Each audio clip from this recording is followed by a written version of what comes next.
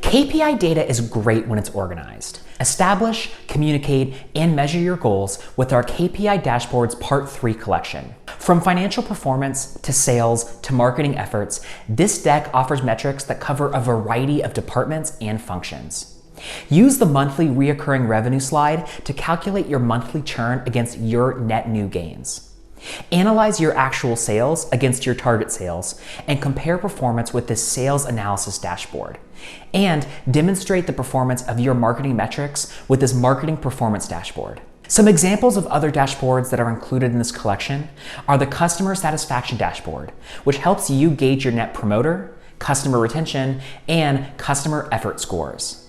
Number 2, the top performing sales reps. It essentially reports metrics on individual sales reps across sales amounts, sales targets, and target achievements. 3, the annual cash flow summary, which measures cost profit analysis and overall sales growth. Number 4, the year-to-date dashboard. It compares gross profit margins, operating profit margins, and net profit margins. And number 5, the cash management dashboard, which provides a simple overview of your company's cash balance with important metrics on sales and inventory. While each KPI dashboard in this deck focuses on different metrics, they are all fully customizable. Use them all together for a full picture of your company, or you can edit individual slides to measure the KPIs that are the most important to you or your business. With all your KPIs in one place, your team can better comprehend and match trends across departments. With better visualization, you can communicate more effectively and use the results on display to empower your organization with critical adjustments, all to bring you stronger results and steps closer to your strategic goals. For a more detailed breakdown of this presentation, stick around to the end of this video. And for more business resources and frameworks, don't forget to subscribe. Hello, welcome to our KPI Dashboards collections, part 3. This is an extension of our 2 previous KPI Dashboards collection. We also have part 1 and part 2 in a different design, so go check those out too. In this 15-slide presentation, most of the dashboards are based on examples of sales, marketing, or financial performances. Of course, depending on the functions of your team or the project that you're working on, you're free to change the context to really anything that would fit your needs. So in this first slide, we have this layout that has these 3 speedometers that act as progress bars. So we have 3 categories: revenue per client, client retention rate, and profit margin, and we're assigning different levels of performance to each. Of course, the ideal situation is that, everything that you're doing is high performance, but just in case you need a little push, we also have medium and low performance here as well. All of the needles here are adjustable, so if you click on them, you can just rotate the shape and then get them to wherever you think it should fall on. Next up, we have a dashboard, in this case built for customer satisfaction. We have an overall satisfaction score at the top. You can also use a net promoter score number here. And we have, speaking of net promoter, we do have net promoter here. Again, this is like there is a speedometer sort of visualization, but it is slightly different from the last slide in that it looks simpler. And we've also added different kinds of graphs and charts underneath it. So for example, for NPS, we have promoters, passive, and detractors. We have the thumbs up and the neutral thumb and the thumbs down. And here we have customer retention spread over 12 months. All of these graphs, by the way, are editable. So if you just right click and then click on edit in Excel, that will do the trick. So this one, we're talking about monthly recurring revenue. Once again, the 4 big numbers at the top, those can be really 4 of any items that are most important to your organization or any metrics. We have a pretty wide graph here, so I think anything with, this is a 12-month spread, so I think this is pretty good for 12 months because there's enough room for all of these months to be laid out. Currently we have 3 lines, well actually 3 lines plotted, and then this total categories on the graph. Once again, totally editable. You can change the type of lines and then also the data itself. Now we have monthly recurring revenue net growth over 12 months, and also in the form of a percentage. Now we have a breakdown slide with 4 or actually 5 metrics at the top, and we have a graph here and a table here. So this is a table layout, of 2 elements, and then we have new, existing, upgrade, downgrades, churns, things like that. Now we're talking about sales growth and net profit margin.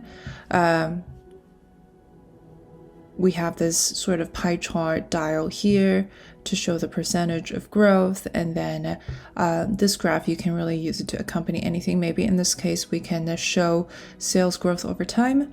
And since sales probably is a team effort, we have a view that lists all the top salespeople on your team, how many sales that they've closed, and also over time, over the period of 12 months. And this is another very sales-focused slide. We have top salespeople here, and another suggestion would be if you're using this for project management, then these can be responsible persons, responsible people for different tasks of a project, right? This is actual versus target sale, like where we are now. The target is 45. We're currently at 42.4, so we're getting close in this case.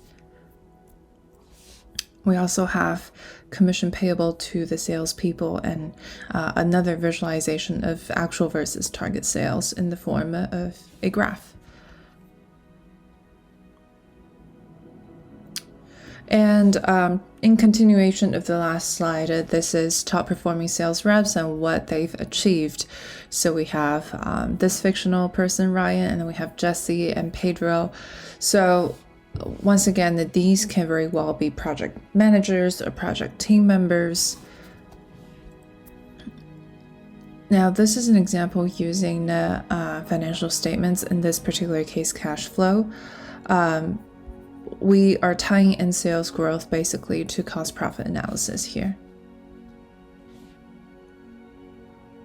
Another financial performance KPI, different financial ratios and margins, earnings before interest and tax, profit margin comparison.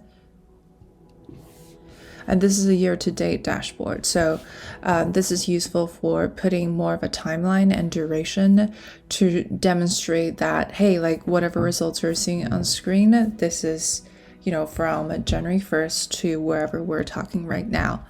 And we're listing these different profit margins and also financial ratios at the bottom.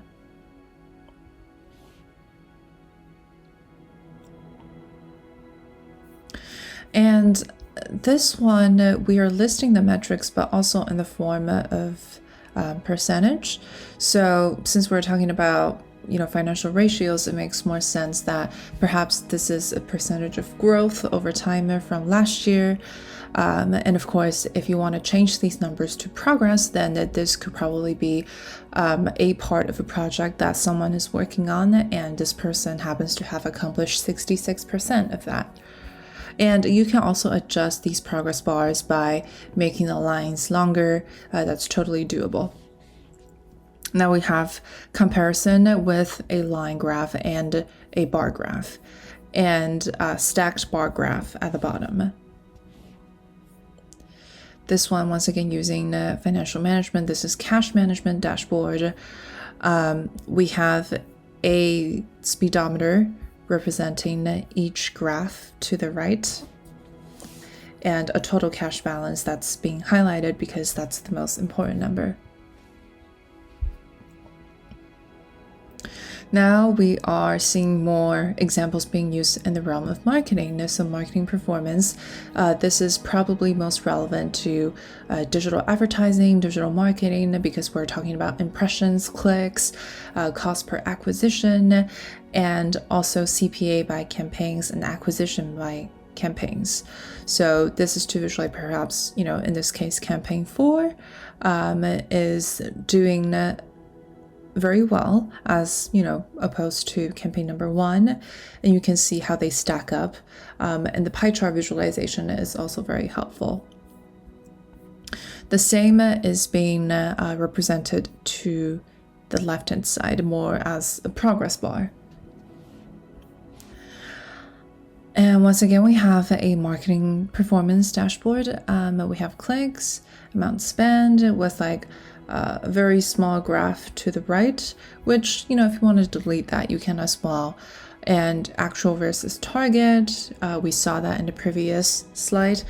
And this is a very unique funnel representation. I think this funnel is probably more useful when we're discussing things related to marketing. Maybe it's market size and sales conversion. So we go from, the clicks to the sessions to total events to the actual transactions, which means, the customers are actually making a purchase.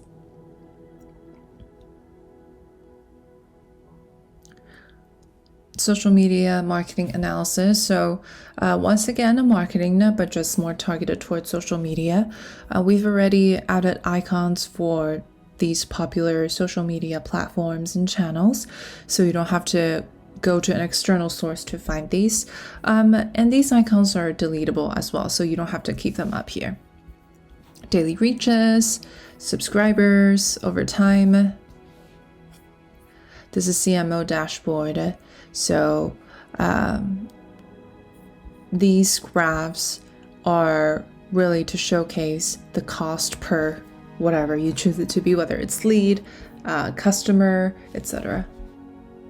And you can also show versus the growth from last month, and also how long you still have to go, how much you still have to go in order to reach the target that you've set for yourself. And now we're using our analysis and basing it on different product lines. So we have product 1, 2, 3.